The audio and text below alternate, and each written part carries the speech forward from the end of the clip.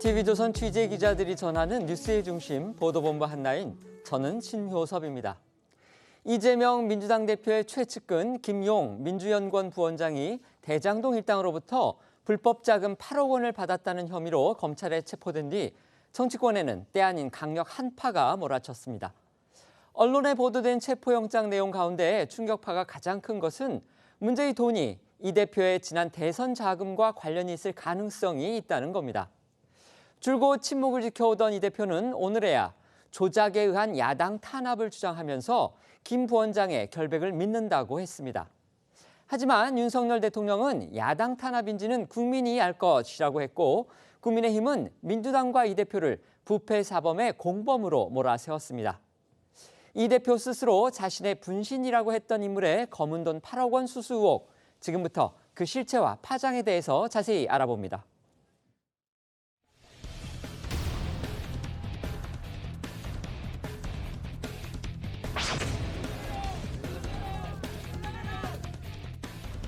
여기서 근무도 제대로 안 한 뭘 압수수색할 게 있다고 오냐고. 그런 내용까지 왜 서로 피곤하게 해.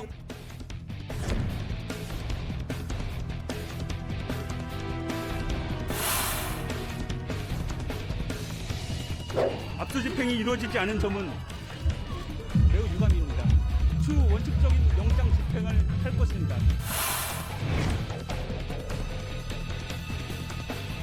정당한 법 집행을 가로막는 민주당의 행위는 어떠한 명분으로도 정당화될 수 없습니다.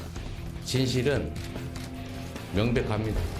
이 의원 여러분들께서 함께 민주주의를 지켜내고 퇴행을 함께 막아 나가기를 부탁드립니다.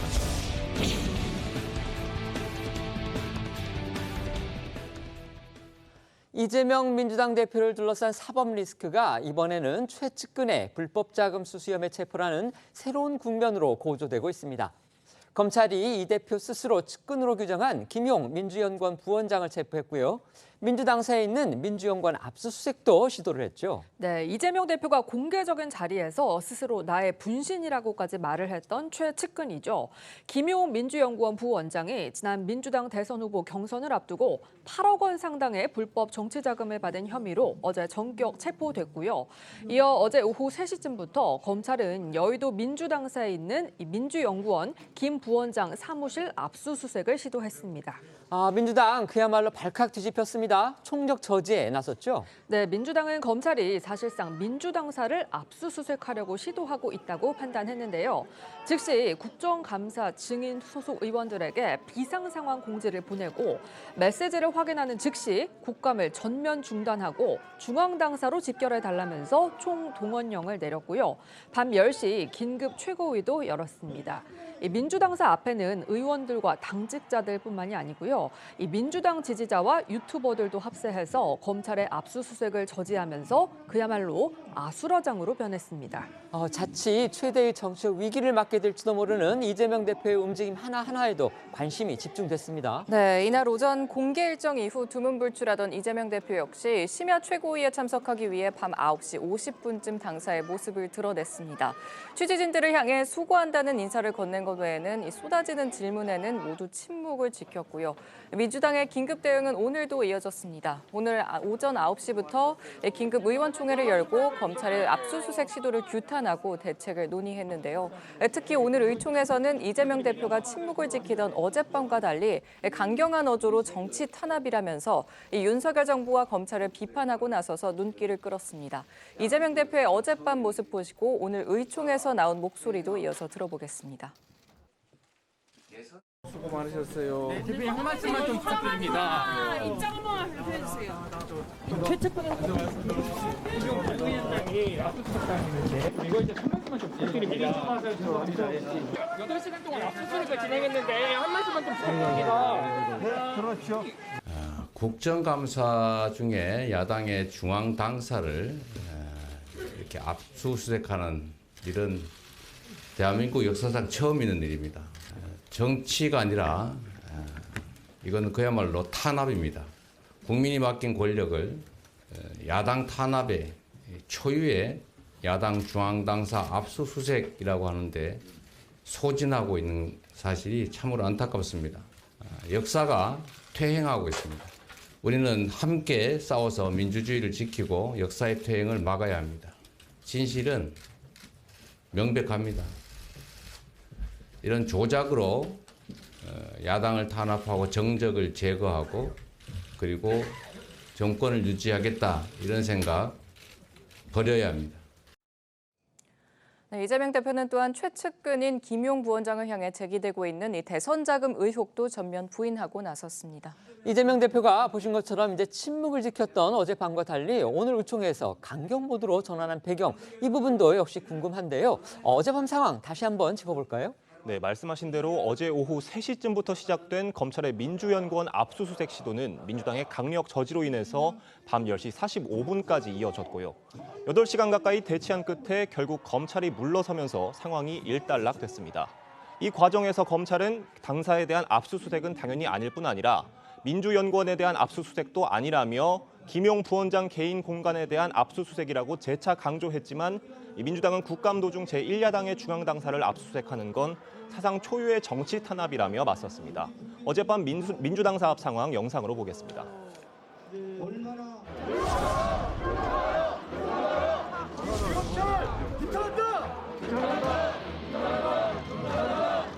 대검을 상대로 국감을 하려고 하는 제1야당의 당사에 검사들이 들이닥쳐서 다분히 의도적으로 정치적 도발을 감행한 거다라고. 이것은 정당에 대한 악습도 아니고 민주연구원에 대한 악습도 아닙니다. 그냥 김용 부원장님 개인 공간에 대한. 그렇죠. 김용 부원장이 임명된 일이다. 질의나 됐다고요. 이 압수수색 집행 시도는 제1야당인 민주당에 대한 부정이고 국정감사에 대한 도발입니다. 법원에서 적법하게 발부한 영장에 대해서 법이 없는 방식을 말씀하신다면 이 영장에 의한 집행이 아니고 임의 제출 방식에 의한 집행을 하자. 임의 제출 방식이라 하더라도 원하는 대로 다 볼 수 있도록 해드리겠다라는 거예요. 네, 들으신 대로 민주당은 검찰의 과거 청와대 압수수색 방식처럼 필요한 자료를 임의 제출하는 방식을 제안하기도 했는데요. 검찰은 당사와 청와대는 법상 규정이 다를 뿐 아니라 영장 집행은 타협 대상이 아니라며 난색을 표했습니다. 8시간 가까운 대치 과정에서 일부 민주당 의원들 그리고 압수수색에 나선 검사들 사이에 상당히 뜨거운 설전이 오가기도 했죠. 네, 민주당 이성만 의원 등은 이 압수수색을 시도하려는 검찰 관계자들을 향해서 정치 검찰이라면서 나중에 국민들에게 죄를 받을 거라고 목소리를 높였고요. 이 과정에서 자신이 국정농단 특검에도 참여했었다고 밝힌 한 검사는요. 불과 몇 년 전에는 민주당 의원들이 잘하고 있다라고 박수치시고는 이제와 정치 검찰이라고 하냐면서 반발하기도 했습니다. 당시에는 이제 민주당이 박근혜 정부를 향해서 당당히 청와대 문을 열고 압수수색을 받으라 이렇게 촉구하기도 했었죠. 검찰 입장에서는 그때와 비슷한 상황인데 180도 다른 태도다 이런 지적을 한 것으로 보입니다. 네, 또 민주당 주철현 의원은요. 이럴 거면 경찰력을 동원하라며 소리치기도 했는데요. 검찰 측도 물러서지 않고 경찰력을 동원하는 게 민주당 정신이냐고 응수했습니다. 관련 영상도 보겠습니다. 이렇게 제1야당은 이런 식으로 하는 거 아니야. 대한민국 헌정사에 야당의 당사를 압수수색한 적 있어요? 있습니다. 언제 있어요? 이런 식으로 하시면 안 된다고. 그러니까 지도부하고 상의해서 이렇게 밤늦게까지 한 적도 없어. 저희도 이렇게 밤늦게까지 있게 될 거라고 전혀 상상을 못했습니다. 식사까지 걸으면서 이렇게 한 적이 어디냐고. 국민들한테 다 죄를 받아. 그래서 빨리 지도부하고 통화하셔서 어디 눈을 짜려보래 노려보고 빨리 돌아가세요. 그리고 식사도 하시고. 의원님, 저는 예나 지금이나 똑같은 검사고 똑같은 일을 하고 있는데 불과 몇 년 전에 제가 어떤 사건을 수사할 때는 민주당 의원님들께서 박수치시고 잘한다, 제대로 해라, 잘하고 있다라고 하시던 분들이 왜 저는 똑같은 또 사건을 하면서 문제가 있는 것도 아는데 왜 이제는 다시 정치검찰이라고 하니까 너무 마음이 안 좋습니다. 같은 사건이 아니잖아요. 정말 하고 싶으니 경찰력 동원하세요. 경찰력 동원 갖고 와 밀어붙여. 경찰력 동원하면 돼. 술 가서 밀어붙이면 되잖아. 그렇게 하지 왜 이러고 있는 거예요 지금. 이건 보여주기 식이야. 검찰을 망신시키는 거요? 아니 민주당을 망신시키는 거요. 그러면 열어주시면 대통령 제가 아까 들어가서 동원해. 몸싸움을 안 돼. 밀어주는 당직자분들입니다. 경찰력을 동원하라니까 왜 못하는 거야? 왜 그러고 있어?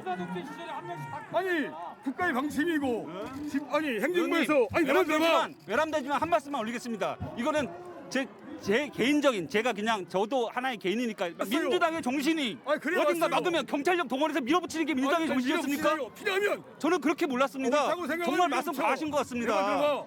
진짜 꼭 필요하다고 생각하면 경찰력 동원해서 밀어붙이면 될 거 아니야. 왜 이러고 있어? 우리는 그렇게 이건 보여주려고 그런 거지. 사고가 발생되면 아니, 누가 책임지는 것입니까? 아니, 그건 못하잖아. 못하면은 밀어붙이든지 아니면 말든지 이거 아까도 다른 의원님들께서 말하고 있는 말씀을 거지. 들었던 것이 아니, 내가 들어봐. 어떤 사건을 할 때는 민주당 의원님들이 잘한다. 제가 했던 사건입니다. 잘한다. 그래 접했어. 그렇게 해라. 잘하고 있다. 라고 하셨던 분들이 여기에 몇 분 더 계셨던 분들입니다. 그런데 왜 다른 사건이냐. 내 말 들어봐. 그러니까 그때 그때 상황 판단을 하는 것 해. 자체가 굉장히 정치적이십니다. 정치적이라니. 네, 그런가 하면 대치 상황에서 주철현 민주당 의원이 압수수색에 나선 검사에게 이미 다 치웠지 생각해봐라 이런 발언을 한 사실이 또 알려지면서 논란이 커지고 있습니다. 주철현 의원 검사장 출신입니다. 사실상 이제 증거 인멸로도 해석될 소지가 있는 그런 또 발언을 한 셈입니다. 네, 그렇습니다. 주 의원은 계속해서 압수수색을 시도하는 검사에게 지금 가면 이미 다 치웠지 않나 이렇게 말을 꺼냈고요. 검사가 치웠다는 말이냐며 되묻자 치웠지 안 치웠겠냐 생각을 해보라고 반문하고 또 지금 가서 압수수색해봐야 아무 소용이 없다는 걸 알고 있지 않냐 이렇게 주장을 했습니다. 이에 검사는 제가 볼 때 굉장히 위험한 말씀이라고 지적하고 나서기도 했는데요. 결국 옆에 있던 이해식 의원이 주 의원의 개인적인 경험에 의해서 말씀을 하신 것이라고 수습을 하고 나서기도 했습니다. 관련 상황은 영상으로도 담겼는데 먼저 들어보시죠. 지금 거기는 이미 보좌진들 말이야 밤새가지고 질의서 준비하고 의원들도 공부하고 그리고 국정감사를 해야 되는데 갑자기 쳐들어와가지고 전부 그냥 국정감사 마비되고 말이야. 아니 그러기도 하고 지금 가면 이미 다 치웠잖아요. 이럴 수가 있어, 지금. 아니 이미 다 치웠다고요? 치웠지. 안 치웠겠냐 생각을 해봐라. 치웠다고요? 그렇게 생각하지 않습니다. 근데 치웠다고 생각하진 않습니다. 그래서 내가 보기에는 아무것도 아니 아무것도 없겠지만은 이미 늦었어. 그러니까 그건 해봤자 아무 도로함이 압수색인데 그걸 어떤 치웠다고 생각하지 않을게요. 아니 나 말 들어봐. 그 말씀이 굉장히 아이고. 좀 제가 볼 때는 되게 위험하신 말씀인데요. 위험한 게 아니라 아까 박범계 의원님께서는 오셔서 내 현실을 내일 오면 얘기하잖아. 자료를 다 제출하겠다고 하셨는데 아니, 그건 의원님 그게 말씀을 들으면 내일 와도 어차피 아무런 자료 없다는 거 아닙니까? 두 분들이 해봤자 소용이 없다니까. 절차에 따른 압수 집행이 이루어질 수 있도록 협조를 요청드렸음에도 압수 집행이 이루어지지 않은 점은 매우 유감입니다. 다만 금일은 너무 늦은 시각 안전사고 우려 등을 고려해서 철수하고 추후 원칙적인 영장 집행을 할 것입니다. 추후 영장 집행에서는 관계자들께서 법 집행에 대해 협력 정신에 따라서 협조해 주실 것을 기대합니다. 결국 검찰이 민주당의 저지에 밀려서 압수수색에 실패한 채 결국 철수하고 말았군요. 네, 그렇습니다. 검찰은 민주당의 총력 처지에 유감을 표하고 안전사고 우려 등을 고려해서 밤 10시 45분쯤 압수수색 시도를 끝내고 민주당사를 떠났고요. 추후 원칙적인 영장 집행을 하겠다고 예고했습니다. 이어 검찰은 오늘 입장문을 내고 정당한 압수수색을 가로막은 민주당을 향해서 법 질서를 부정하고 법치주의를 훼손하는 행위를 즉각 시정하라고 촉구했습니다. 적법하게 발부된 영장의 집행이었는데도 검찰 공무원의 신체에 유형력이 가해지고 공무 차량에 종이컵과 계란이 투척되는 등 행태에 대해서는 심히 유감이라면서 국민적 의혹이 큰 사건에 대한 수사와 압수수색을 이 정치보복, 국감해방으로 호도하는 주장에 전혀 동의할 수 없다고 말했습니다. 그러면서 검찰은 앞으로도 좌고우면하지 않고 실체적 진실을 규명하기 위한 수사를 적법 절차에 따라 차질 없이 진행해 나가겠다고 밝혀서 앞으로도 긴장감은 계속 이어질 것으로 보입니다. 결국 검찰도 쉽게 이제 물러서지는 않을 분위기인데요. 민주당 역시 지금 공세 수위를 한껏 끌어올리고 있습니다. 네, 민주당은 민주당사 안에 있는 민주연구원을 대상으로 진행된 검찰의 압수수색은 이 민주당에 대한 공격이라는 주장을 굽히지 않고 있고요. 낮은 지지율을 만회하기 위한 윤석열 정부의 야당 탄압 정치쇼라며 사실상 윤 대통령을 직격하고 나섰습니다. 또 앞서 전해드린 대로 오늘 오전 열린 의총에서도요. 윤석열 정부의 정치 탄압이 이재명 대표는 물론 문재인 전 대통령으로도 향하고 있다면서 다음 수순은 문 전 대통령일 거라고 우려를 표하기도 했는데요. 민주당의 목소리부터 들어보겠습니다. 대한민국 정치사에서 유례를 찾아볼 수 없는 무도한 행태라고 생각을 합니다. 제1야당의 당사까지 와서 압수수색을 하는 것은 지금 지지율이 24%까지 떨어져 있는 윤석열 정부가 이런 정치적인 쇼를 통해서 이 어려움을 뚫어보려고 하는, 탈출구로 삼으려고 하는 정치적 행위라고 생각을 합니다. 이 땅의 정치는 죽었습니다. 협치는 무너졌습니다. 오로지 검찰공화국의 서슬퍼런 칼날만 맹위를 떨칩니다. 겨우 일주일 딱 3번 출입한 민주연구원 부원장 수사를 빌미로 검찰이 제1야당 중앙당사를 밀고 들어왔습니다. 사상 유례없는 검찰 쿠데타로 기록될 것입니다. 정치 탄압의 칼날 끝은 결국 문재인 대통령과 이재명 당대표를 겨누고 있습니다. 소환과 구속영장 신청, 다음 수순은 전직 대통령이 이미 자명합니다. 네, 반면 국민의힘은 민주당이 법 위에 군림하고 있다면서 이 검찰의 정당한 압수수색을 막아선 민주당의 행위를 비판했습니다. 특히 민주당 의원들이 진행 중이던 국정감사를 중단하고 당사 앞으로 총집결한 것을 두고 민생보다 이재명 대표 방탄이 먼저냐면서 이 대표 측근을 구하기 위해 백주대낮에 막장 활극 추태를 벌이는 것은 국민에 대한 도리가 아니라고 강하게 질책하고 나서기도 했습니다. 또 국민의힘은 민주당 의원들이 국정농단 당시 이 박근혜 청와대를 향한 검찰의 수사는 적극 옹호한 점을 꼬집기도 했고요. 과거 이재명 대표가 적폐청산이 정치보복이라면 매일 해도 된다면서 정의와 상식 구현을 강조했던 것을 언급하며 내로남불이라고 지적하기도 했습니다. 국민의힘 목소리도 한번 들어보시죠. 법원이 발부한 압수수색 영장에 따라 정상적으로 진행되는 검찰의 법 집행을 민주당이 물리력으로 저지한 데 대해서 유감을 표합니다. 대한민국 국회가 민주당의 힘자랑 놀이터가 아닙니다. 2017년 7월 18일 페이스북에 도둑 잡는 게 도둑에겐 보복으로 보일 수 있겠지만 제겐 보복이 아니라 정의와 상식의 구현으로 보입니다. 적폐와 불의를 청산하는 게 정치 보복이라면 그런 정치 보복은 맨날 해도 됩니다라고 쓰셨습니다. 또 18년 1월 18일 트위터에는 권력을 이용해 공동체를 파괴하고 법 질서를 어기며 사익을 취한 자들에 대한 단죄가 정치 보복으로 불린다면 그런 정치 보복은 끊임없이 초강도로 계속되어야 합니다. 흔들림 없는 적폐청산을 응원합니다라고 썼습니다.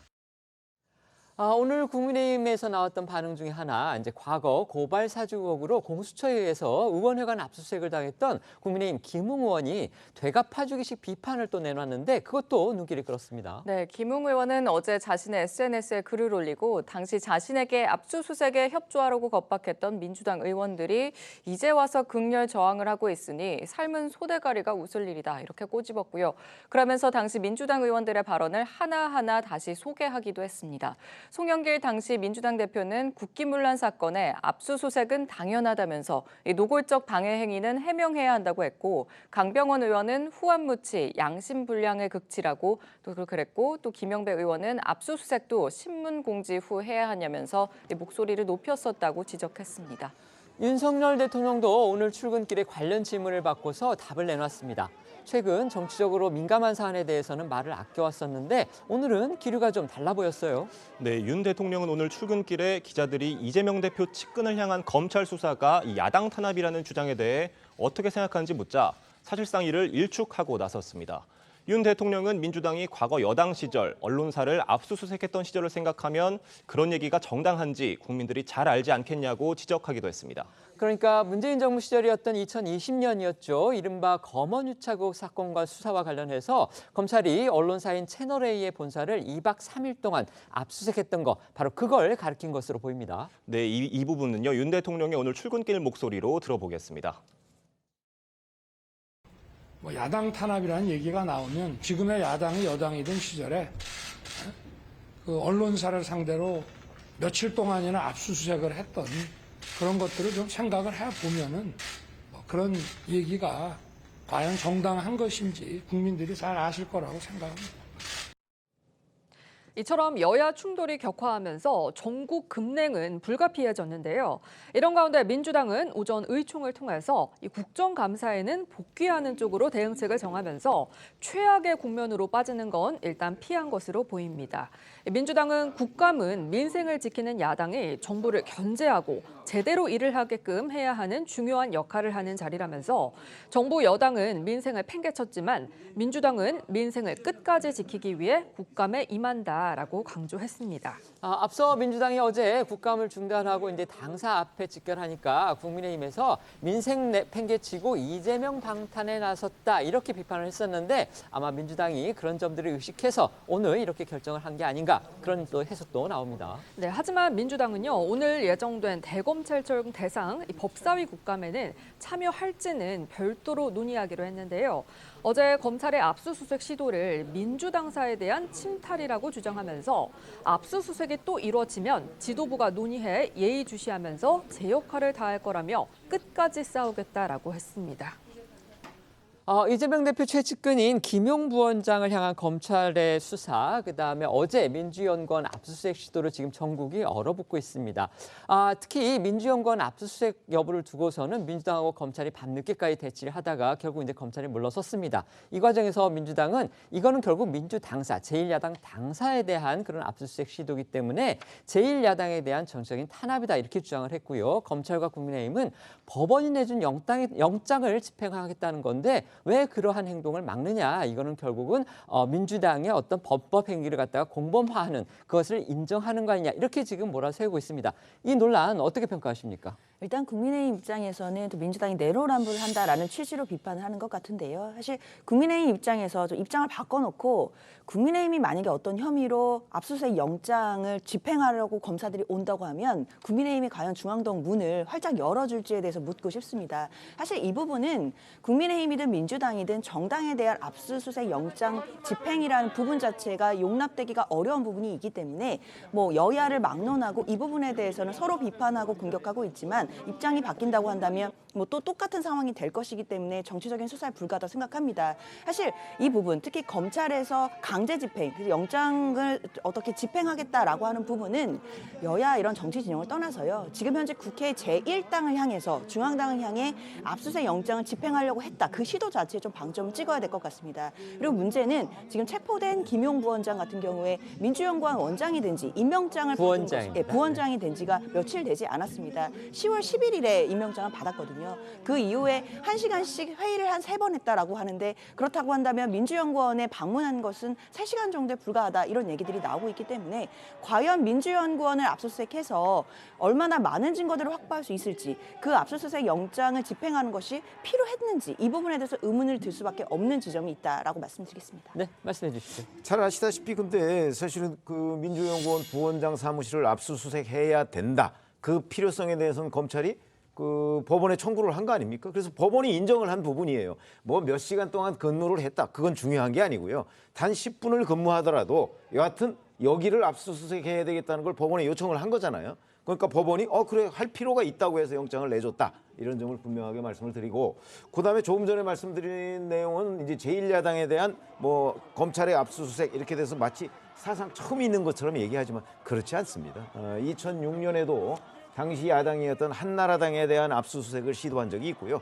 물론 내로남불 뭐 다 비슷합니다. 뭐 야당에 대해서 검찰이나 경찰이 압수수색을 하려고 했을 때 그 야당은 다 저지했어요. 그것들을. 그런데 이제 예를 들어서 통합진보당에 대한 과거 중앙당사 압수수색은 한 번 또 한 적이 있습니다. 그렇기 때문에 뭐 야당으로서는 늘 자기들이 수사를 받으면 이제 검찰이 야당 탄압을 하고 있다 이렇게 얘기를 하고 있고 과거에 그런 사례도 있고 뭐 그렇긴 하지만 지금 뭐 법원에서 내줬기 때문에 아마 또 시도를 할 것으로 보이고요.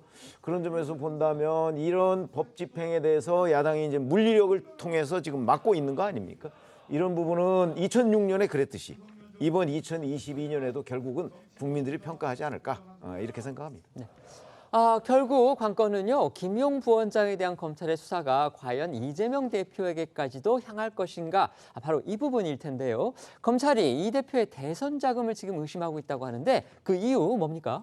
네, 검찰이 가장 주목하고 있는 건 김용 부원장이 유동규 전 성남도시개발본부장으로부터 8억 원대의 돈을 받았다는 시점입니다. 네, 검찰은 이 시기를 지난해 4월에서 8월 사이로 보고 있는데 이는 민주당 예비 후보들이 대선 출마를 선언하고 경선 후보자로 등록한 시기와 또 겹쳐집니다. 그러니까 이재명 대표도 지난해 7월 대선 출마를 공식화한 그런 일이 있죠. 네, 또한 이 대표를 돕던 김 부원장도 선거 캠프를 이끄는 총괄 부본부장으로 합류를 했는데 만약 김 부원장이 캠프의 핵심 참모로 활동하던 시기에 이 돈을 받았다면 대선 경선 등을 위한 자금으로 또 의심할 수 있다는 겁니다. 이 때문에 검찰은 김 부원장의 체포영장에도 조직 관리를 맡았던 김 부원장이 대선 경선에 활용할 목적으로 정치 자금을 요구했다 이렇게 적은 것으로 알려졌는데요. 사실상 당시 이재명 대표 캠프의 대선 자금 의혹 수사를 공식화한 것이다 이런 해석들이 나오고 있습니다. 지금 저희가 말씀드리고 있는 체포영장 내용은 어디까지나 언론들이 지금 보도하고 있는 내용을 저희가 전해드리고 있다는 거 다시 한번 확인을 드리고요. 검찰이 파악했다는 김용 부원장이 돈을 받은 시기, 어쨌든 지금 저희 기자가 말씀을 드렸지만 상당히 공교롭기는 합니다. 네, 또 체포된 김용 부원장은 과거 이 대표가 분신이라고 말할 만큼 이 대표와 가까운 사이라는 점에서 이번 의혹과 수사의 파장은 더욱 클 것으로 보입니다. 그렇습니다. 다 아시다시피 이재명 대표가 직접 공개적인 자리에서 측근이라면 정진상, 김용 정도는 돼야 한다 이렇게 공인을 했었죠. 네, 그래서 일각에서는 바늘과 실 같은 관계라는 말이 나올 정도인데요. 과거 김용 부원장을 언급한 이재명 대표의 목소리부터 들어보겠습니다. 제가 딱 한마디만 말씀을 드리면 정말로 유용한 사람이다. 유용하다. 쓸데가 많다. 그래서 잘 쓰면 아주 좋은 성과를 낼 수 있는 좋은 도구이니까 제가 계속 좀 써먹으려고 그랬는데 좀 딴 데 한번 써보겠다고 그래서 제가 할 수 없이 나와줬습니다만 제 분신과 같은 사람이어서 앞으로 큰 성과를 만들어낼 아주 유용한 제목이다라는 말씀을. 네, 두 사람은 이재명 대표가 변호사를 하던 시절부터 성남에서 시민단체를 함께 하면서 가까워졌고 2010년 지방선거 때 이 대표는 성남시장에, 김용 부원장은 성남시의원으로 함께 당선돼서 8년간 호흡을 맞췄습니다. 특히 위례 대장동 사업이 추진되던 2014년에는요. 김 부원장이 시의회 예결위원장을 맡아서 예산을 심의했고 이 대표가 경기도지사일 땐 경기도 대변인으로 자리를 옮겨서 최측근으로 활동하기도 했습니다. 이후 이 대표가 당대표가 된 이후에는 민주당 싱크탱크인 민주연구원 상금 부원장에 임명됐습니다. 아시는 것처럼 민주연구원은요, 이 당의 중장기 정책과 공약을 담당하는 싱크탱크입니다. 또 총선 땐 당대표와 호흡하면서 이 공천의 방향을 잡는 핵심 기관이기도 하고요. 직전 총선 때 다 기억하실 겁니다. 이른바 친문 전략과도 통하던 양정철 씨가 민주연구원장을 맡아서 민주당의 그 총선 전략, 공천 이런 부분에 아주 상당히 깊숙이 관여했다. 이렇게 지금 알려져 있죠. 네, 때문에 이 대표가 측근인 김용 부원장을 민주연구원으로 보낸 데에는 다음 총선 공천 등에 대비해서 큰 그림이 있었던 거 아니냐 이런 해석도 나오고요. 중앙일보에 따르면 이 대표가 김 부원장을 공식 측근으로 공인한 뒤 민주당 내에서는 김 부원장과 가까워지려는 의원들이 부쩍 늘기도 했다. 이런 얘기도 전해지고 있는데요. 관련해 과거 이재명 대표를 언급했던 김 부원장의 목소리 잠시 듣고 오겠습니다. 지역에서 워낙 실력 있는 변호사로 그때 다 인정을 받고 있었어요. 그래서 저뿐만이 아니라 성남 지역에서는 그 이재명 그 변호사의 그 힘을 갖다가 손을 내미는 경우가 굉장히 많았는데 그때마다 덥석 손을 내밀어주고 또 이렇게 한번 만난 사람들은 인연이 돼가지고 저도 그렇게 해가지고 이제 시작해서 아주 큰 보람을 느끼고 그 선택에 대해서는 후회가 전혀 없습니다. 이재명 도지사의 복심 정말 그동안 많이 들었습니다. 이재명의 복심은 대한민국 국민 중에 한 10% 그 이상은 되지 않을까요? 이재명 지사가 지금까지 해왔던 일들 그리고 1년 반 만에 저렇게 경기도가 바뀌는 모습을 보고 이재명과 같은 생각을 하는 사람들이 이재명의 복심이 아닐까 생각됩니다. 김용 부원장의 체포영장에 지금 언론들은요, 정치 자금을 검찰에 적시했다 이렇게 보도를 하고 있습니다. 검찰 이르면 오늘 안으로 구속영장을 청구할 수도 있다. 지금 이런 보도도 나오고 있어요. 네, 검찰은 지금까지 확보한 증거에 비춰서 혐의가 어느 정도 소명이 됐다고 보고요. 체포 시한인 48시간 안에 충분한 조사를 벌인 뒤에 구속영장 청구 여부를 결정할 예정입니다. 이르면 오늘 안으로 청구가 될 가능성도 있고요. 물론 김 부원장은 혐의를 전면 부인하고 있습니다. 어제 김 부원장은 민주당을 통해 낸 입장문에서 불법 대선 자금 수수는 전혀 사실이 아니라면서 없는 죄를 만들어내는 독재 시절로 회귀하고 있다 이런 말을 했습니다. 오늘 이재명 대표 역시 불법 자금을 1원도 쓴 일이 없다면서 자신은 여전히 김 부원장의 결백을 믿고 있다 이런 입장을 밝혔는데 이 대표의 이야기 직접 들어보시죠. 대선 자금이라고 하는데 정권이 바뀌고 검찰 수사진이 바뀌니까 말이 바뀌었습니다. 대선 자금 운운하는데 불법 자금은 1원 본 일도 쓴 일도 없습니다. 김용 부원장은 오랫동안 믿고 함께 했던 사람인데 저는 여전히 그의 결백함을 믿습니다. 김 부원장의 금전 거래액은 사실이 아니라고 보시는 겁니까? 검찰이 김용 부원장의 체포영장에 대선 경선용 자금 이런 부분을 적시를 했다고 지금 언론들이 일제히 보도를 했습니다. 이것이 사실일 경우에 사실상 이 대표에 대한 수사를 검찰이 공식화했다 이렇게 볼 수가 있는 거고 결국 검찰 수사의 그 칼날도 결국은 이재명 대표에게까지 향할 가능성이 크다. 지금 이런 관측들이 나오고 있습니다. 하지만 이재명 대표는 방금 들으신 대로 불법 자금 1원도 쓴 일이 없다 이렇게 얘기를 하고 있고요. 그다음에 김용 부원장의 결백함을 여전히 믿고 있다. 지금 이렇게 얘기를 하고 있습니다. 어떻게 보셨습니까? 이게 사실은 작년 2월 달에 그 김용 부원장이 이제 유동규 전 성남도시개발공사 기획본부장한테 20억 원을 요구했다고 돼 있습니다. 그런데 이제 그 중에서 뭐 8억 원이 조금 안 되는 돈을 이제 만들어서 주었다. 이게 이제 공소장에 나와 있는 건데 그렇게 보면 작년 2월 달에 요구했죠. 그리고 나서 이제 그 돈을 몇 차례에 걸쳐서 나눠서 이제 김용 부원장한테 간 걸로 지금 그 돼 있거든요. 그 체포영장에 그 내용 보면. 저희가 또 나중에 화소개해드리려고 합니다. 보면 그렇게 돼 있습니다. 근데 그 시점이 바로 그 이재명 대표가 경선에 출마하는 시점이거든요. 그다음에 김용 부원장이 7월 달에 그 대선 캠프의 총괄 부본부장을 맡았기 때문에 그러면 이제 이것이 결국 경선 자금 아니냐 이렇게 얘기를 할 수가 있고 그다음에 이제 유동규 전 본부장이 얘기하는 거는 사실은 경선 자금 뭐 이런 거로 쓰기 위해서 20억 원이 필요하다고 얘기를 한 걸로 지금 그 진술을 하고 있기 때문에 제가 보건대 뭐 이재명 대표가 1원도 불법 자금을 쓴 일이 없다고 얘기하는 건 아마 뭐 본인이 이제 그런 식의 입장으로 앞으로 이 사법적 리스크에 대응을 하겠다는 의지의 표시로 보이고요.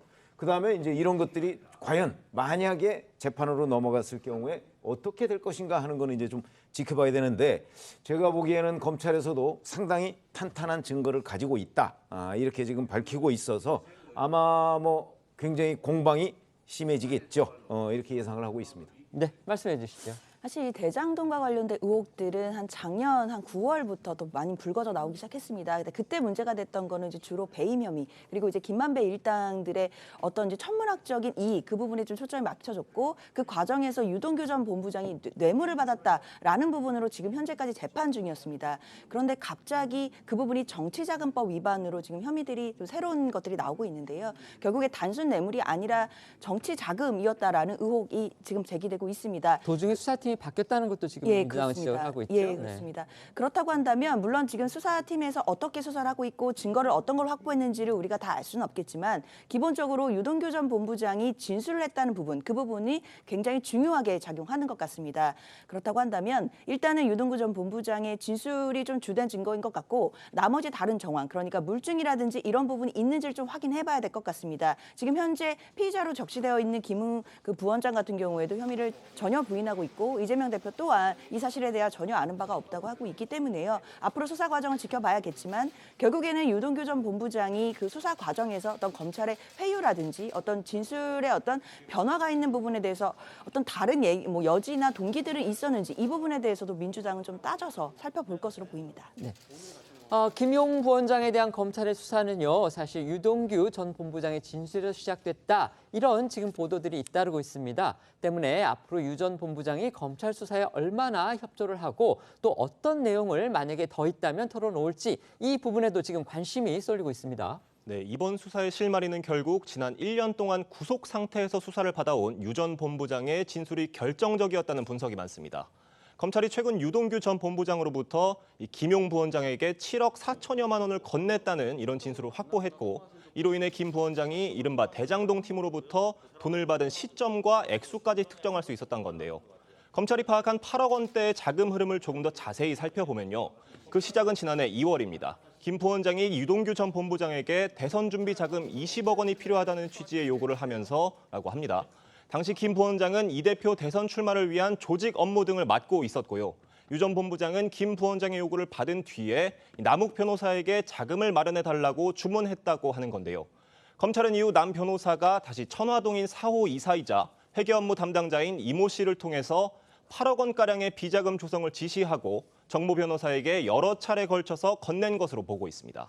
그러니까 검찰이 파악하기로는 김용 부원장이 유동규 전 본부장에게서 또 유 전 본부장은 남욱 변호사에게서 자금 마련을 주문을 했고요. 남 변호사가 정모 변호사에게 전달해서 결국은 김용 부원장한테까지 갔다. 지금 이렇게 검찰은 보고 있는 겁니다. 네, 또한 검찰은 정모 변호사가 당시 함께 비료 사업을 하고 있었던 유 전 본부장에게 돈을 건네면 유 전 본부장이 김 부원장에게 최종적으로 전달한 것으로 보고 수사 중인데요. 돈을 주고받은 장소는 남 변호사 집 주차장 또는 정 변호사와 유 전 본부장이 만든 회사 유원홀딩스 등인 것으로 알려졌습니다. 이런 가운데 유 전 본부장은 마침 오늘 새벽 1심 구속기한이 끝나서 수감 중이던 서울구치소에서 출소했습니다. 다만 유 전 본부장은 김 부원장에게 이 불법 정치자금을 전달한 게 맞는지를 묻는 기자들에겐 죄송하다는 말만 남겼는데요. 오늘 새벽 서울구치소를 나서는 유 전 본부장의 모습 잠시 보고 오겠습니다. 이재명 후보님 대선자금 목적으로 8억 원 김용 부원장에게 제공하신 건가요? 검찰 압박 회유 있었어요? 회유 받았나요? 한 말씀만 해주세요. 검찰 압박 받으셨나요? 지금 석방되시는 신병에 대해서 말씀드립니다. 일각에서는 오랜 수감 생활에 피폐해진 유 전 본부장이 심경의 변화로 수사에 적극 협조하고 있다. 이런 추측도 나오고 있습니다. 하지만 민주당의 생각은 다릅니다. 의심하고 있는 부분인데요. 검찰이 유 전 본부장한테 이제 석방 이런 거를 대가로 제시하고 결국 김용 부원장에 대한 불리한 진술을 끌어낸 게 아니냐. 이런 의혹을 지금 제기하고 있습니다. 네, 그렇습니다. 검찰이 김 본부장을 체포하자마자 유 전 본부장이 석방됐다는 것에 의문을 제기하고 있는 건데, 김의겸 민주당 대변인은 어제 서면 브리핑을 통해서 최근 검찰이 돈을 줬다는 유 전 본부장을 검사실로 불러 회유, 협박을 해왔다는 정황들이 국정감사를 통해 드러났다면서 유 전 본부장이 석방될 가능성이 있다는 것이 송경호 서울중앙지검장의 말이었다. 이런 말을 했습니다. 앞서 김 대변인은 이 법사위 국감에서 변호사들이 유 전 본부장을 접견을 하지 못하고 있다고 검찰의 회유 협박 가능성을 주장한 바 있는데요. 관련해서 오늘 민주당의 목소리 들어보겠습니다. 지난 20일 국정감사에서 검찰이 유 씨를 회유하고 협박했다는 정황들이 제기되었습니다. 당일 송경호 서울중앙지검장은 유동규 씨가 석방될 가능성이 있다고 답변했고, 실제 유 씨는 구속기간 만료로 풀려났습니다. 그리고 김용 부원장 체포와 연이은 민주당 압수수색 시도가 있었습니다. 검찰의 작업을 의심케 하는 대목입니다. 네, 검찰은 오히려 민주당 쪽에서 유 전 본부장이 이 대표에게 불리한 진술을 못하게 하려 한다는 입장입니다. 조선일보에 따르면 유 전 본부장 본인이 변호인과의 만남을 원치 않았고, 유 전 본부장이 최근 위례 신도시 개발 비리 사건으로 추가 기소된 것과 관련해서 새로 선임된 변호인 중에는 지난 총선 민주당 경선에 나간 경력이 있는 변호사도 포함된 것으로 알려진 건데요. 이와 관련해 검찰은 유동규를 부패방지법 위반죄로 추가 기소하며 법원에 재판 병합 신청을 하는 등 추가 구속영장 발부를 위해 모든 조치를 마쳤으나 법원이 병합하지 않기로 해 석방되는 것일 뿐이라면서 유동규에게 석방을 약속 회유한 사실이 전혀 없다는 입장을 밝혔습니다. 이런 가운데요, 지금 관련한 기사들이 또 이어지고 있는데 일부 신문은요, 김 부원장이 남욱 변호사로부터 돈을 받았다는 그 시기에 남 변호사 소유의 천화동인 4호에서 50억 원이 외부로 인출이 됐다. 이런 지금 기사가 나왔습니다. 네, 노컷뉴스 보도인데요. 화천대유 대주주 김만배 씨는 지난해 5월 초 남욱 변호사 배우자인 정모 씨 계좌로 4억 원을 입금했다고 합니다. 이 4억 원은 김 씨가 천화동인 1호에서 빼낸 대여금 473억 원 가운데 일부인데, 이 천화동에는 화천대유 관계사로 김 씨가 1호를, 남 변호사가 4호를 소유하고 있고요. 4억 원이 입금된 지 3주쯤 지난 5월 말에 다시 배우자 정 씨 계좌에서 약 3억 원이 NSJ 홀딩스 계좌로 입금됐다고 합니다. NSJ 홀딩스는요, 천화동인 4호가 이름만 바꾼 곳이고요. 소유주는 여전히 남 변호사로 그렇게 알려져 있습니다. 네, 이렇게 김 씨 돈 3억 원을 넘겨받은 NSJ 홀딩스는 이틀 뒤 이 기존에 보유하고 있던 자금을 더해서 모두 50억 원을 현금으로 인출했다고 하는데요. 정리를 해보면 김만배 씨 자금이 남욱 변호사가 소유한 NSJ 홀딩스로 흘러간 다음 대량으로 현금화된 셈이라는 겁니다. 특히 주목되는 건 NSJ 홀딩스에서 현금 50억 원이 마련된 지난해 5월이 김용 부원장이 남 변호사로부터 8억 원 상당의 자금을 받았다는 이 시기와 겹친다는 부분입니다. 노컷뉴스에 따르면 검찰 역시 해당 시기에 김만배 씨와 남욱 변호사 또 NSJ 홀딩스를 거쳐서 대량의 현금이 마련된 부분에 주목하고 화천대유의 자금이 캠프로 흘러간 건 아닌지 들여다보고 있다고 하는데요. 다만 노컷뉴스는 주식 납입 명목으로 출금됐다는 해명이 있지만 실제 돈의 용처는 확인되지 않는다고도 전했고요. 앞서 김만배 씨는 검찰 조사에서 천화동인 1호로부터 빌린 대여금 473억 원의 용처를 묻는 질문에 구체적으로 기억나지는 않지만 부정한 곳에 쓰이지는 않았다, 이런 취지로 진술을 했다고도 알려졌습니다. 김용 부원장의 그 불법 자금 수수 그 부분에 대한 단초는 유동규 씨가 제공했다. 이게 지금 모든 언론이 쓰고 있는 얘기입니다. 검찰도 그 부분에 대해서는 사실 적극적으로 부인을 하고 있지는 또 않습니다. 그런데 공교롭게도 그 유동규 씨가 오늘 새벽에 풀려났습니다. 구속기한 만료로 지금 풀려가 났는데 지금 재판을 받고 있는 상황에서 또 다른 혐의까지 제기가 되고 있는 상황에서 어쨌든 그 구속 상태가 풀렸기 때문에 이건 상당히 이례적이다. 그래서 민주당은 결국 유동규 씨가 검찰하고 이른바 딜을 한 거 아니냐, 이렇게 지금 의심을 하고 있는 거고요. 어쨌든 지금 자유로운 몸 상태가 된 유동규 씨가 과연 앞으로 어떤 행동을 보일지, 그다음에 그의 입에서 어떤 얘기가 나올지에 대해서 지금 정치권이 초미의 관심을 지금 두고 있는 그런 상황입니다. 이거 어떻게 생각하십니까? 유동규 씨 경우에는 이재명 당시 성남시장과 굉장히 가깝다, 뭐 이렇게 많이 관련 언론 보도를 통해서 알려져 있습니다. 그렇기 때문에 아마 특히 대장동 사업, 우일의 신도시와 대장동 사업 이 관련해서는 유동규 씨가 거의 뭐 전권을 휘두른 것 아니냐, 이렇게 이제 평가가 있고요. 그렇기 때문에 지금 말씀하신 대로 만약에 유동규 씨가 이재명 대표와 전면적으로 등을 돌렸다라고 할 경우에는 지금 이 건뿐만 아니고 다른 건도 계속해서 터져나올 가능성이 있거든요. 근데 현재 언론에서는 그 부분이 이 건과 관련해서만 유동규 씨가 입을 열었다고 하는 언론 보도도 있고, 아니다, 전체적으로 이재명 대표와는 완전히 다른 길을 가고 있다고 얘기하는 언론 보도도 있습니다. 그래서 그 부분은 조금 더 지켜봐야 되는데, 저희가 그냥 개인적으로 좀 이렇게 알아본 그런 과정은 역시 이게 유동규 씨가 처음에 자발적으로 자기가 뭐 자백을 하는 거는 아니고요. 검찰이 이미 다른 사람을 통해서 관련 첩보들을 수집하고 추궁을 하니까 유동규 전 본부장이 이제 인정을 한 부분이라고. 그러니까 검찰 수사가 조여 들어가니까 어쩔 수 없이 인정을 한 자백을 부분이다. 했다, 이제 이렇게 네. 저희는 또 이제 좀 취재를 통해서 알고 있는데 그 명확한 사실 여부는 유동규 씨가 이제 다른 얘기를 얼마나 꺼내느냐, 아마 거기에 달려 있지 않을까 싶은데 아직은 확정적으로 단언할 수가 없는 단계 아닌가 싶습니다. 근데 더 꺼낼 가능성도 있다고 보십니까? 어떻습니까? 예를 들어서 정말 뭐 김문기 씨 같은 경우를 몰랐다, 지금 이것 때문에 선거법 위반으로 기소가 돼 있지 않습니까? 그것처럼 이제 유동규 씨에 대해서 정말 이재명 대표가 나를 완전히 버렸다고 생각을 한다면 더 꺼낼 가능성은 좀 꽤 높다고 봅니다. 이건 어디까지나 개인 의견이라는 거 말씀을 드리고요. 네, 말씀해 주시죠. 사실 시기적으로는 묘한 부분이 분명히 있습니다. 물론 검찰에서는 지금 석방된 부분, 그러니까 유동규 씨가 석방된 부분과 관련해서 나름대로 이제 추가 기소해서 병합을 해서 구속영장이 발부되도록 하려고 했지만 그게 여의치 않아서 1심 재판의 구속기간이 만료된 것에 불과하다라고 해명하고는 있습니다. 그렇지만 오늘 새벽 20일에 석방이 되었고 그리고 유동규 씨의 진술로 김용 부원장이 정치자금법 위반으로 지금 체포가 된 상태입니다. 그리고 압수수색이라든지 여러 가지 일들이 지금 벌어지고 있고요.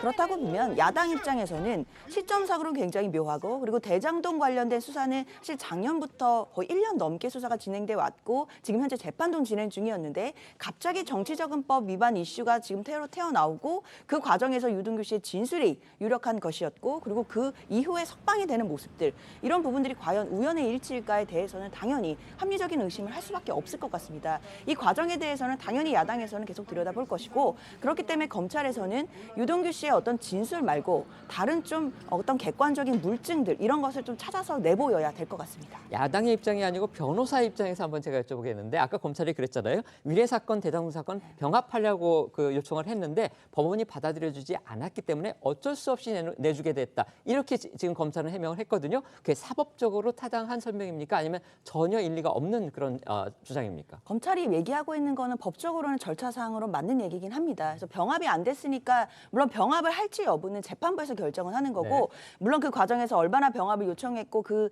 병합이 될 수 있는 상황을 만들어줬는지 그것까지는 판단하기 어렵지만 그렇다고 하더라도 사건을 병합할지 여부는 재판부가 판단을 합니다. 그렇기 때문에 그 과정에서 석방이 되는 것도 있을 수 있습니다. 그러나 야당에서 바라보는 건 그 검찰이 이 석방이 되는 것을 막기 위해서 어떤 노력을 했는지 아니면 석방이 되도록 놔뒀는지 이 부분도 따져보겠다 이렇게 봐야 될 것 같습니다. 알겠습니다. 민주당이 김용 부원장 수사를 지금 정치 탄압이다 이렇게 규정하면서 공세 수위를 높이고 있는 가운데요. 윤석열 대통령이 어제 국민의힘 원외위원장들을 만나서 발언을 했는데 이걸 두고도 지금 여야 간의 신경전이 벌어지고 있습니다. 종북 주사파와는 협치가 불가능하다. 바로 지금 이 내용이었는데 야당은 이것이 자신들을 가리키는 거 아니냐 이러면서 지금 발끈하고 있습니다. 어제 윤 대통령이 취임 후 처음으로 국민의힘 원외 당협위원장들을 초청해서 오찬 간담회를 했습니다. 그런데 이 자리에서 윤 대통령은요, 이 자유민주주의에 공감하면 진보든 좌파든 협치하고 타협할 수 있지만 북한을 따르는 주사파는 진보도 좌파도 아니다. 적대적 반국가 세력과는 이 협치가 불가능하다. 이렇게 말했다고 합니다. 윤 대통령이 먼저 발언을 한 건 아니고요. 최근 북한 도발에 대해서 종북 주사파 세력에 밀리면 안 된다라고 한 당협위원장이 언급을 하자 이에 답하는 과정에서 나온 말입니다. 윤 대통령이 이 종북 주사파가 누구인지 이것에 대해서는 구체적으로 사실 언급하지는 않았습니다. 하지만 민주당은 이게 결국 자신들을 겨냥한 거 아니냐 이러면서 지금 반발하고 있는 거죠. 네, 그렇습니다. 민주당 안호영 수석 대변인은 서면 브리핑을 통해서요. 국회의 협치의 대상이 될 수 있는 정당이 몇 군데나 되냐면서 민주당을 겨냥한 것 아니냐고 했습니다. 또 김문수 경사노위 위원장이 문재인 전 대통령을 김일성주의자라고 하더니 윤 대통령은 제1야당을 종북 주사파로 매도하는 거냐고 물었는데요. 최근 김문수 위원장으로부터 수령에 충성하는 측면도 있다는 지적을 받고 공방을 벌였던 윤건영 의원도 목소리를 더했습니다. 들어보시죠. 협치 대상을 말씀하면서 종북 주사파를 언급하셨거든요. 설마 우리 민주당을 종북 주사파 집단으로 보시는 건지 누구를 염두에 두고 한 이야기인지 명확하게 입장을 밝혀야 됩니다. 대통령까지 나서서 야당을 종북몰이 색깔론으로 몰아가는 것은 정말 심각하다라는 그런 생각이 듭니다. 흑과 백을 나누어서 종북몰이 색깔론을 통해서 민주당을 그렇게 규정하면서 보수 세력을 뭉치게 하는 그런 효과를 노리는 것은 아닌가 생각하는데 말씀드린 것처럼 정말 구태의연한 방식이고 대통령으로서는 취하지 말아야 할 하수 중의 하수다 그렇게 생각합니다. 대통령실은 어제 윤 대통령 발언이 보도된 직후 입장문을 내고 대한민국을 전복하려는 세력과는 타협할 수 없다는 의미로 기본적인 원칙을 언급한 것이라면서 확대 해석을 경계했습니다. 윤 대통령 또한 오늘 출근길 문답에서 특정인을 겨냥한 게 아니라고 했는데 직접 들어보시죠. 주사파 발언에 대해서 민주당에서는 야당 겨냥한 것이냐는 어떤 좀 반발도 나오는데 어떤 입장인지 좀 궁금합니다. 주사파인지 아닌지는 본인이 잘 아는 거니까 저는 어느 특정인을 겨냥해서 한 얘기는 아니고 대통령은 헌법상 우리 헌법을 수호하고 또 국가를 보위해야 될 책임이 있는 사람이기 때문에 마치 또 거기에 대한 얘기가 나와서 제가 답변을 그렇게 한 것입니다. 다만 윤 대통령은 주사파가 누군지를 직접 적시하는 건 피하면서도 논란이 된 발언에 대해서 자신의 진위와 다르다거나 왜곡됐다고 하지는 않았습니다. 들으신 것처럼 오히려 본인이 잘할 거라고 되받아치면서 해당 발언이 헌법 수호와 국가 보위 차원에서 나온 거라는 점을 강조해서 사실상 야당의 비판을 정면 반박했다, 이런 해석도 나왔는데요. 이번 발언이 논란이 되자 지난 대선 과정에서 윤 대통령의 주사파 관련 발언도 다시 회자되고 있습니다. 듣고 오겠습니다. 민주화 운동의 한 가닥으로서 주사파라든지 주체 사상 이념이라든가 80년대에는 그것도 민주화 운동의 일환으로서 국민들이 받아들여 줬지만 일단 민주화가 된 이후에는 그런 소위 수입된 이념에 입각한 이런 혁명 논리는 맞지 않는다. 자유민주주의라는 정신에 입각해서 우리나라 민주화 운동을 많은 분들이 해올 때 좌익 어떤 혁명 이념, 그리고 북한의 주사 이론, 이런 거 배워가지고 그 민주화 운동의 대열에 낑겨가지고 마치 민주화 투사인 것처럼 지금까지 자기들끼리 끼리끼리 서로 도와가면서 이렇게 살아온 그 집단들이 이번 문재인 정권 들어서서 국가와 국민을 약탈하고 있습니다. 윤석열 대통령이 누구인지 대상을 특정하지는 않았지만요, 종북주사파와는 협치할 수 없다, 이렇게 발언을 해서 지금 야당이 또 반발하고 나섰습니다. 이 상황 어떻게 보십니까? 만약에 저걸 뒤집어서 종북 주사파와도 협치를 하겠다고 하면 그 또한 문제가 되지 않겠습니까? 그런 점에서 본다면 지금 윤석열 대통령이 누구를 염두에 뒀는지는 아마 뭐 본인만 알 거고요. 그런데 지금 정의당 같은 데서는 반발하지 않고 있잖아요. 그런 점에서 본다면 지금 민주당이 저 반발을 강하게 할수록 뭐 이제 많은 국민들로부터 재발절인 것 아니냐, 이런 오해를 사기에 저는 십상이라고 봅니다. 그러니까 윤석열 대통령을 겨냥해서 이게 누구를 지칭하는 거냐라고 질문을 할 수는 있겠지만 민주당도 아마 뭐 크게 반발하기는 조금 어려운 과제다. 왜냐하면 특정하지 않았기 때문에 저는 이렇게 생각합니다. 최 의원님은 어쨌든 이제 민주당이라고 보시는 겁니다. 개인적인 그러니까 의견으로 저는 민주당이 아니고 민주당의 일각을 겨냥했을 가능성은 있다고 봅니다. 알겠습니다. 네, 말씀해 주시죠. 사실 대통령실이 입장을 낸 것처럼요, 뭐 국가를 전복하려고 하는 세력과 협치할 수 없다, 이건 대통령이 할 수 있는 뭐 원론적인 얘기는 분명합니다. 그런데 다만 민주당에서 의심을 품는 부분은 시기적인 부분입니다. 시기가 또 묘한데요. 어제는 또 제1야당을 향해 압수수색이 들어왔던 날이기도 했고, 그리고 그 전에는 경사노위 위원장이었던 김문수 위원장이 뭐 문재인 전 대통령을 뭐 김일성주의자다, 뭐 총살감이다, 이런 얘기들이 계속 나와서 문제가 되던 상황이었습니다. 그리고 야당 입장에서는 종북몰이를 통해 어떤 색깔론, 그리고 그것을 위해 어떻게 보면 이용해서 또 보수 세력들을 집결하려고 하는 것이 아니냐라는 의혹들이 많던 지금 상황에서 나왔던 발언들이었기 때문에 야당 입장에서는 당연히 이 부분에 대해서 문제 삼는 것이라고 봐야 될 것 같고요. 앞으로 이런 부분들을 잘 어우러서 협치가 돼야 될 텐데 그 협치의 과정들이 더 어려워질 것 같아서 그 부분이 참 많은 우려가 됩니다. 네, 방금 우리 최 의원님께서 말씀하신 부분 중에서 정의당이 지금 말을 안 했다, 언급을 안 했다 이러셨는데 저희가 찾아보니까 반발하지 않는다. 얼토당토 않은 걸로 국민 평가를 하지 말라, 이런 식으로 윤 대통령 비판했다고 합니다. 저희가 기록으로 남겨두겠습니다. 네. 오랜만에 국민의힘 내부 상황도 한번 알아보겠습니다. 사실상 다음 당권 경쟁이 이미 불붙었다, 이런 보도들이 지금 잇따르고 있는 가운데요. 지난 대선 경선에서 윤 대통령과 맞붙었던 홍준표 대구시장이 국민의힘의 상임 고문단에 합류를 해서 지금 주목받고 있습니다. 네, 국민의힘은 지난 17일 비대위 회의를 통해서 홍 시장을 상임 고문으로 위촉했습니다. 홍 시장은 어제 자신의 SNS를 통해서 상임고문 위촉 사실을 알리면서 윤석열 정부를 돕고 당이 재정비돼 다시 일어설 수 있도록 하겠다는 입장을 내놨는데요.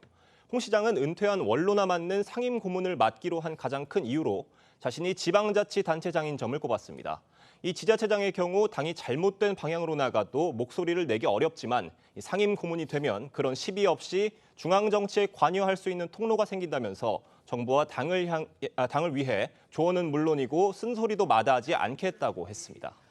돌이켜 생각해 보시면요, 홍 시장 지난 대선 후보 경선 때 윤 대통령하고 상당히 격하고 또 치열하게 대결했었습니다. 하지만 정권이 출범한 이후에는 윤 대통령이 어려움을 겪을 때마다 지원하는 그런 메시지를 내고 있습니다. 맞습니다. 홍 시장은요, 이준석 전 대표가 징계를 받은 이후 당을 공격하기 시작하자 자업자득이라면서 비판적 입장을 보인 건 물론이고요.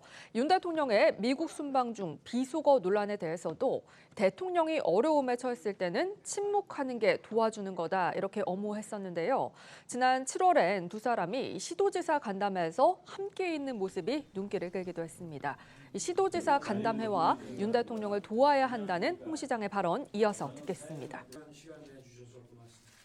저를 포함해서 여기 계신 시도지사분들의 최우선 과제가 민생 안정과 국민 행복일 것이라고 믿습니다. 국정 운영의 동반자인 여러분과 자주 뵙고 소통하겠습니다. 언제든지 이 용산의 집무실은 열려 있으니 편하게 찾아주시고 저도 민생 현장을 찾아 지역에 자주 갈 생각입니다. 제가 나이가 제일 많은 모양입니다. 그래서 임시회장이 되었는데 집권하신 지 얼마 되지 않아서 중앙정치 수습하기도 지금 정신 없으실 건데 이렇게 지방자치단체장들을 불러주셔서 참으로 감사하게 생각합니다. 우리가 천신만고 끝에 정권 교체를 했는데 윤석열 정부가 어떻게 보면 아마추어 정부잖아. 그러면 우리가 전부 도와줘야지. 지지율 떨어진다고 흔들려고 대들고 그건 나쁜 놈들이지. 그럼 탈당해서 나가든지. 도와줄 수 없으면 입 닫고 있어야지. 또 이 정부 무너뜨리고 또 갖다 바쳐? 정신들 차려야지.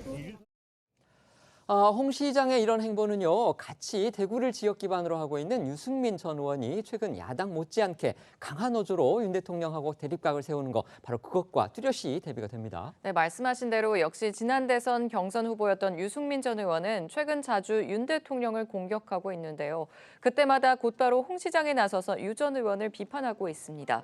이준석 전 대표가 중징계를 받은 직후 유 전 의원이 도로 새누리당 이명박 박근혜 대통령 시절로 돌아가면 당이 망하는 길이라고 목소리를 높이자 홍 시장은 또 개혁적 보수를 내세워서 박근혜 정권 데자뷰를 만들려고 하냐 이러면서 또 적군인지 아군인지 모르겠다고 유 전 의원을 정조준했습니다. 네, 일각에서는요, 이런 홍 시장의 행보가 윤 대통령과 밀착하고 다른 차기 대권 주자를 견제하기 위한 것 아니겠냐는 분석도 나옵니다.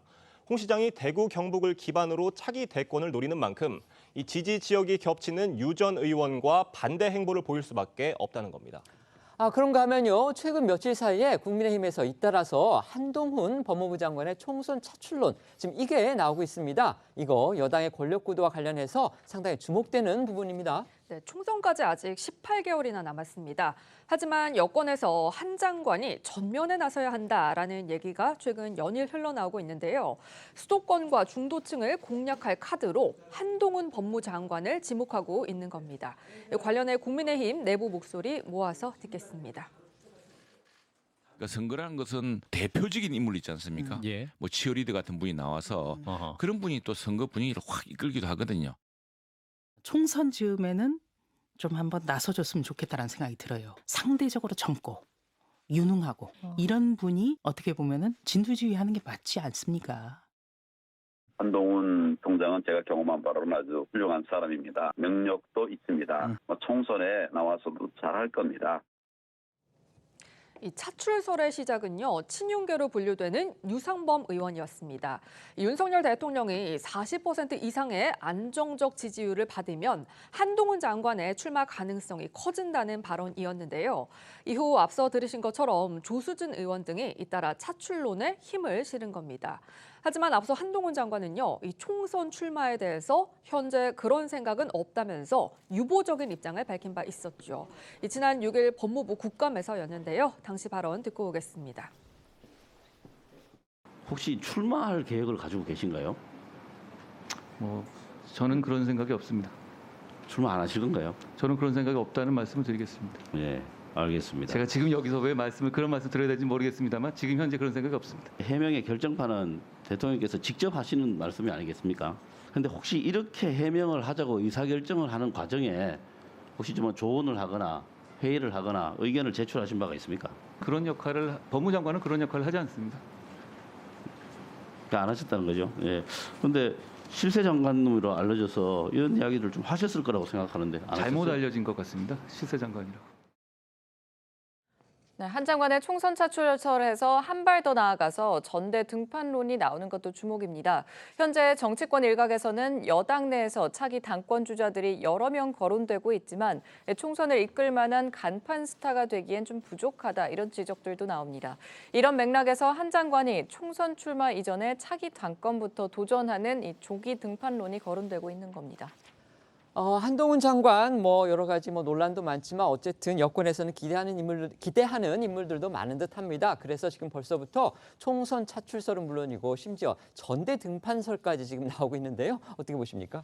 전당대회에 등판하려면 사실은 민심과 당심 이 두 가지를 다 본인이 얻어야 되지 않겠습니까? 근데 한동훈 법무부 장관 잘 아시다시피 사실은 지금 검사를 그만둔 지 얼마 안 되고요. 윤석열 정부 들어서 장관이 됐으니까 그런 점으로 본다면 지금 집권당입니다. 그냥 야당도 아니고 집권당의 대표로서의 정치력 과연 검증되지 않았기 때문에 제가 보기에는 그냥 이런저런 사람들이 약간 흥미거리로 문제 제기를 하는 것이 아닌가. 본인이 얼마나 집권당 대표로서의 역량을 갖췄는가 하는 것을 저는 국민들한테, 당원들한테 입증해야 가능한 일이다 이렇게 생각합니다. 네, 말씀해 주시죠. 한동훈 장관의 어떤 차출설을 보고 있으니까요. 그 집권 여당이 지금 현실을 또 새삼 또 떠올리게 합니다. 왜냐하면 대선과 지선을 대승했던 정당이고 집권 여당인데 지금 현재 비대위 상황이거든요. 그런 상황이기 때문에 한동훈 장관 차출설이 나오는 것 같습니다. 물론 전대 등판설보다는 총선 차출설이 좀 더 현실적으로 보이기는 하는데요. 그렇다고 하더라도 결국 한동훈 장관의 어떤 정치인으로서의 인생은 윤석열 대통령의 지지율과 연동돼 있다라고 보는 것이 대부분의 분석입니다. 앞으로 이 정부의 또 성공 여부에 따라서 한동훈 장관의 정치 어떤 여정들도 시작되거나 또는 안 하거나 이 부분도 결정될 것 같습니다. 네. 지금부터는 오늘 하루 놓치면 안 될 핫한 뉴스를 모아 전해드리는 어쩌다 이런 일이 코너로 이어가겠습니다.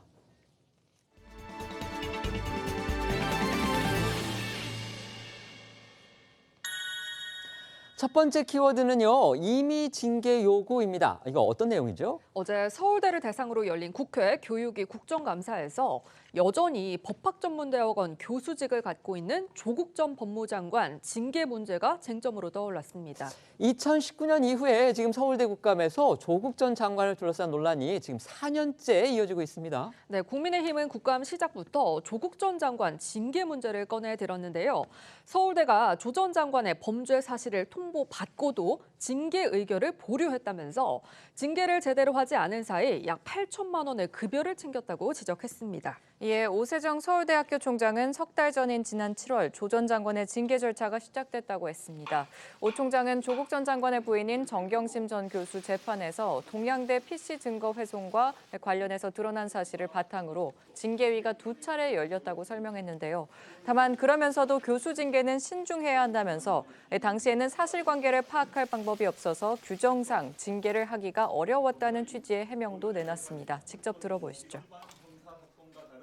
문재인 정부에 얼마나 큰 빚을 졌길래 징계를 제때 요청하지 않으신 겁니까? 조국 교수는 직위 해제가 된 재작년 1월부터 지난달까지 약 8,600만 원의 급여를 챙겼다고 합니다. 단 1시간도 강의하지 않고서 말입니다. 국민 혈세를 조국 교수 일가를 위해서 이렇게 낭비해도 되는 겁니까? 조국 교수에 대해서는 시효가 이제 만료되고 있기 때문에 저희들이 7월 말에 징계 요구를 했습니다. 그때는 확실하게 문제가 되는 다른 정경심 재판에서 나온 그 근거가 있기 때문에. 근데 앞에 말씀하신 제가 징계를 안 했다는 거는 그 당시에 그 사실관계를 파악할 수 있는 방법이 없어서 우리 규정상 징계를 하기가. 그럼 지금 징계 절차를 지금 밟고 있습니까? 밟고 있습니다. 그 징계위원회 올라갔고요. 서울대는 법인화가 되기는 했지만요. 어쨌든 국립대입니다. 당연히 교수들의 월급에도 지금 국민 세금이 들어간다고 봐야죠. 그래서 조국 전 장관이 강의는 하지 않으면서 세금으로 급여를 받는 게 맞는 것이냐, 이 논란이 지금 끊이지 않고 있는 겁니다. 네, 조 전 장관은 지난 2020년 1월 서울대에서 직위 해제됐습니다만 지금도 매월 급여를 받고 있죠. 서울대가 앞서 조 전 장관에 대한 징계 의결을 보류한 것에 대해 더불어민주당 안민석 의원은 1심 판결 후에 징계 여부를 논하는 게 법률 취지에 부합한다라면서 직위 해제된 조 전 장관이 월급 일부를 받는 것도 법률에 따른 것이라고 강조했는데요. 조국 전 장관은 직위 해제 이후에도 교수로서의 신분이 유지되고 있기 때문에 국가공무원법과 교원 보수 규정에 따라서 현재 월급의 30%에 해당하는 금액을 매달 받고 있는 것으로 알려졌습니다. 오 총장에 따르면 규정상 기소가 된 경우에는 사직서를 처리할 수 없다고 하거든요. 이 때문에 조 전 장관이 사직서를 제출하더라도 기소가 된 경우 사직서를 수리하지 않는 규정 때문에 이런 상황이 발생한 겁니다. 이와 관련해 오 총장은 직위 해제 후 계속 월급을 주는 것에 대해 문제가 있다고 생각한다고 밝혔습니다. 여당이 조국 전 장관 징계와 급여 논란을 지적했다면 야당은 김건희 여사 논문 표절 의혹을 두고 맞공세를 펼쳤는데요. 증인으로 채택된 김 여사 논문 지도 교수가 국감 첫날부터 계속 불출석 중인 상황이기 때문에 야당은 청문회라도 열어야 한다며 목소리를 높였습니다. 혁추 협착으로 입원했다고 합니다. 심지어 6주간의 절대 안정을 요한다고 합니다. 전순기 씨는 21일 날 예정된 국감 출석을 회피하기 위해서 직전에 또 입원을 했습니다. 21일 날 있을 마지막 종합 국감 때 휠체어를 타고라도 국회에 출석해서 국민 앞에 진실을 밝혀야 한다고 생각합니다. 전순규 증인이 국감장에 서지 않으면 반드시 청문회를, 국민대 청문회를 요구합니다. 네. 지금 야당 의원들이 거론한 그 국감 불출석 증인 그 교수는요, 서울대 교수는 아닙니다. 그 국민대 논문 지도 교수인데 어제 서울대 국감에서도 야당이 거론을 했습니다. 그런가 하면요, 어제 국감에서는 또 조국 전 장관 딸 문제도 지금 다시 언급이 됐습니다. 그렇습니다. 이 조 전 장관 딸이 고려대 입학은 취소됐는데 서울대 환경대학원 합격 상태가 유지되고 있는 것을 두고 여당의 지적이 있었는데요. 고려대가 이미 지난 2월 조 씨의 고교 시절 학생부에 기재된 일부 이력이 허위라는 이유로 입학을 취소했지만요. 학부 졸업장이 있어야 지원할 수 있는 대학원 입학은 그대로 유지되고 있다는 게 여당의 주장입니다. 이에 대해 오 총장은 조 씨는 이미 재적 상태이기 때문에 서두르지 않고 이 판결이 확정되면 결정하겠다는 취지로 답변했는데요. 들어보겠습니다. 조국 딸, 지금 고려대학교가 취소되면 대학이 취소되면 대학원도 자연스럽게 취소돼야 되는 거 아닙니까?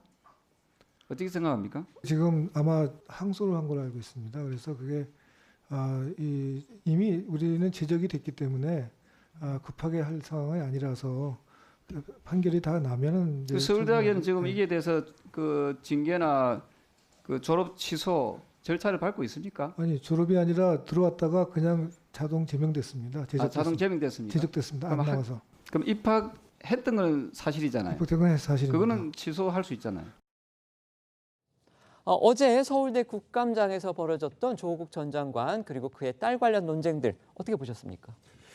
글쎄, 오세정 서울대 총장 같은 경우는 자꾸 재판 결과 얘기를 많이 하거든요. 그런데 저희가 보기엔 재판과 징계위원회는 좀 다른 겁니다. 그래서 꼭 재판 결과를 보고서 뭐 징계 결정하려면 그 징계위원회는 뭐 하라 합니까? 그러니까 서울대가 자꾸 저런 식으로 늑장으로 미루는 일이 없이 서울대는 서울대 독자적인 결정을 징계위원회에서 빨리 하는 것이 맞다, 이렇게 생각합니다. 네, 말씀해 주시죠. 사실 조국 전 장관의 딸이 지금 고려대 입학은 취소가 됐는데요. 그 부분에 대해서 이제 조국 전 장관 측에서 불복해서 지금 다시 소송이 진행되고 있습니다. 그렇기 때문에 서울대 대학원 입장에서는 지금 그 상황, 그 재판 결과를 보고 지금 결정하겠다고 하는 것이기 때문에 어떤 절차적인 부분에서는 또 나름대로 이해해줄 측면이 있다고 보입니다. 네. 두 번째 키워드 보겠습니다. 100원 동전만 슬쩍. 이거 무슨 일이죠? 네, 한국은행에 보관 중이던 100원짜리 동전 24만 개를 빼돌린 직원이 경찰에 붙잡힌 사건입니다. 네, 경찰에 따르면 해당 직원은 화폐 수집상과 짜고 동전 24만 개를 빼돌려서 이 중 일부를 또 시중에 판 혐의로 함께 붙잡혔다고 합니다. 24만 개 정말 많은 숫자인데 그것도 100원짜리 동전. 왜 이것만 굳이 빼돌렸을까요? 네, 이들이 판매한 동전이요, 그냥 동전이 아니라 2018년에서 19년산 100원짜리 동전입니다. 이때 만들어진 동전은 유통량이 적어서 시중에서 고액에 거래되는 것으로 알려졌는데요. 이 점을 노리고 해당 연도에 만들어진 희귀 동전을 빼돌려서 판매한 건데 실제로 화폐 수집상은 이 직원으로부터 넘겨받은 동전 가운데 20% 안팎을 액면가보다 무려 80배가량 비싸게 팔아서 이 수익의 일부를 직원에게 건넨 것으로 조사됐습니다. 아, 그러니까 100원짜리 동전을 8,000원 가까이에 팔았다. 지금 이 얘기인가요? 네, 시중에 유통되기 전에 남은 동전은 경찰에 압수가 됐고요. 경찰 관계자는 공범 여부 등을 지속해서 수사하는 한편 구속영장 신청 여부도 검토 중이라고 밝혔습니다. 집에 가서 한번 저도 살펴봐야 되겠는데 2018년과 2019년도에 만들어진 동전 왜 유통량이 그렇게 적었던 걸까요? 네, 날이 갈수록 동전 사용이 줄면서 한국은행은 동전 발행액을 해마다 크게 줄이고 있다고 알려져 있죠. 기사에 따르면 2015년 1,031억 원으로 정점을 찍었던 동전 발행액이 2019년 425억 원으로 급감했다고 하거든요. 이 동전 발행액이 줄면서 시중에서 이를 구하기 힘들어지자 수집가들 사이에서 이 동전 몸값이 뛰고 있는 걸로 예상이 되는데요. 이 때문에 해당 동전이 고가에 거래되고 있는 걸 노리고 범행을 한 것으로 보입니다. 다만 이들은 100원 동전 24만 개에 해당하는 2,400만 원을 지급하고 동전을 사들였다. 이렇게 주장하는 것으로 전해졌습니다. 그런데 이 사건 어떻게 적발이 됐죠? 네, 보도에 따르면 내부 직원 비리를 인지한 한국은행에서 감사에 착수했고 지난 6월 해당 직원을 고발하면서 범행이 드러났다고 알려졌고요. 경찰 관계자는 화폐 수집상은 주화, 발행 규모, 또 보존 상태 등으로 가격을 산정하는데 국책은행 직원과 짜고 이를 악용한 범죄라면서 다른 공범 여부도 계속 수사할 방침이라고 밝혔다고 합니다. 마지막 세 번째 키워드입니다. 먹통덕의 일망타진. 카카오 대란과 관련한 그런 사건인가 보군요. 네, 온 나라를 혼란에 빠뜨렸던 카카오 먹통 사태가 아이러니하게도 주부 도박단을 일망타진하는 데 도움이 된 것으로 알려졌습니다. 전북 익산경찰서에 따르면요, 지난 16일 이 날짜를 잘 기억하셔야 합니다. 지난 일요일이죠. 전북 익산시의 한 상가 건물을 급습해서 주부 도박단을 검거했는데요. 경찰의 급습 정보가 새어나가지 않고 불시에 들어닥친 것도 도박단 검거에 큰 역할을 했지만 무엇보다도 도박단이 현장에서 검거된 이유가 바로 카카오톡 오류 덕분이라는 겁니다. 카카오톡 오류 덕분이다. 좀 더 자세히 설명해 주시겠어요? 네, 도박장에는 경찰 단속에 대비해서 망을 보는 역할을 하는 사람이 있는데요. 이른바 문방이라고 부른다고 합니다. 그런데 그날 이 문방은 처음 보는 사람이 도박장으로 다가오자 도박꾼들이 속해 있는 카카오톡 단체 메시지 방에 이 소식을 올렸는데요. 그런데 아까 잘 기억해야 한다는 이 16일 바로 카카오가 먹통 상태일 때죠. 이 때문에 카카오톡이 다운돼서 메시지가 제대로 전달되지 않은 겁니다. 그러니까 카톡이 먹통이 되니까 메시지가 제대로 전달되지 않았다. 그럼 경찰이 온 줄 모르고서 도박을 하고 있었다. 이 얘기군요. 맞습니다. 이 카톡 메시지를 못 보니까 도박꾼들은 바깥 상황을 까맣게 모르고 도박에 빠져 있었고요. 당연히 불시에 들이닥친 단속도 대비할 수가 없었던 거죠. 이 덕분에 경찰은 도박장을 급습해서 한창 도박에 열중하던 범인들의 덜미를 잡을 수 있었습니다. 이 현장에 출동한 경찰 관계자 말에 따르면요. 당시 현장은 이전 도박장 단속 때와는 분위기가 좀 달랐다고 하는데요. 보통 그 안은 소위 난리 부르스여서 화투패랑 카드를 숨기고 또 돈을 챙겨서 뒷문으로 도망가느라 정신이 없어야 보통인데 이날은 모두가 앉아서 도박에 집중하고 있었다라고 당시 상황을 회상했습니다. 그러니까 화투패를 내려놓지도 못한 채 그냥 덜미를 잡혔다. 바로 이겁니다. 네, 그야말로 아무도 도망가지 못하고 한자리에서 모두 검거가 된 겁니다. 경찰은 도박을 한 31명을 입건하고 또 도박자금 1,200만 원 상당을 압수했고요. 붙잡힌 이를 상대로 또 상습 도박 여부를 조사하고 있다고 밝혔으면서 또 검거된 이들 대부분은 가정주부인 것으로 알려졌습니다. 저희는 1분 뒤에 다시 돌아오겠습니다. 오늘 준비한 소식은 여기까지입니다. 저희는 내일 오후 1시에 더 핫한 소식으로 찾아뵙겠습니다. 시청해 주셔서 고맙습니다.